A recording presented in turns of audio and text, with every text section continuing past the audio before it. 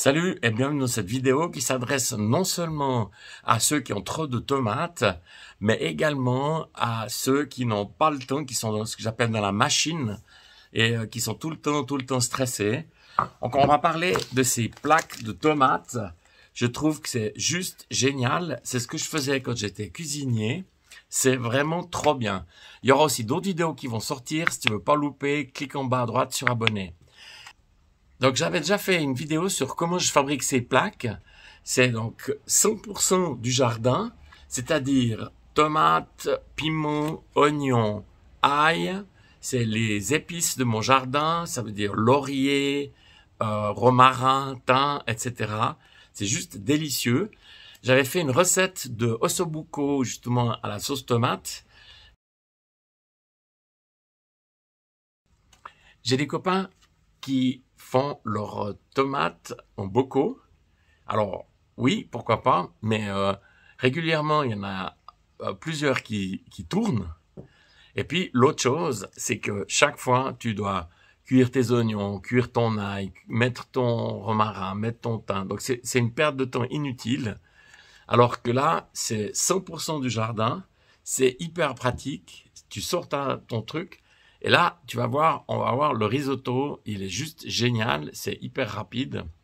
Alors c'est parti pour cette recette.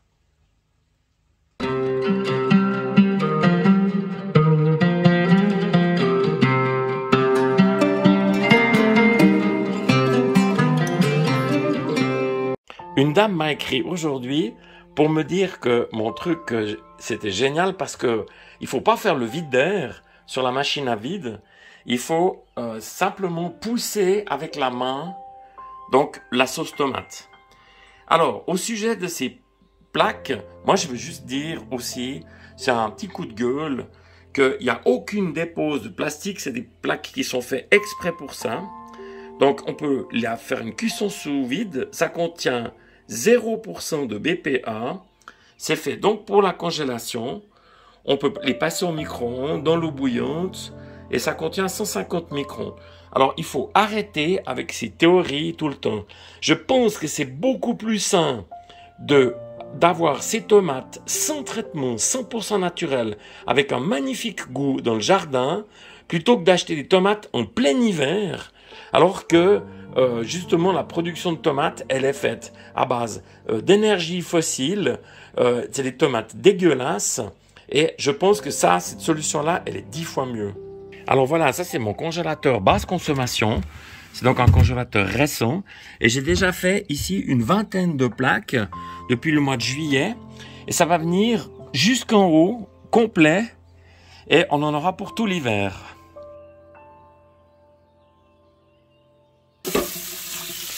Alors on commence par venir mettre de l'eau tiède.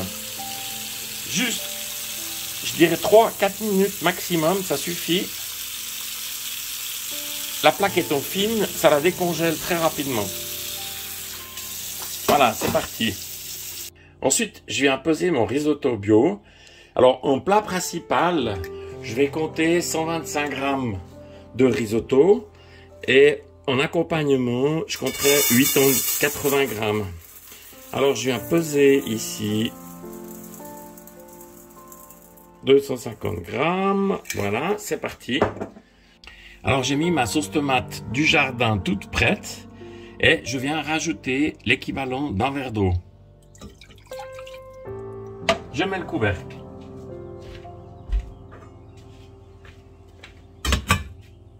Alors voilà, je suis donc venu mettre mon mélange que j'ai légèrement chauffé. Et puis on y va, le risotto, donc 20 minutes. Alors en position 3, une cuisson toute douce. Et puis surtout, pas oublier de mettre le couvercle. Et c'est parti. En milieu de cuisson, donc je viens brasser avec une cuillère en bois. Et surtout, c'est comme ça qu'on fait en Italie, je viens mettre un filet d'huile d'olive. Ça donne vraiment un goût dans le risotto qui est juste excellent. Alors après, je le sers, soit de la roquette, soit du cresson.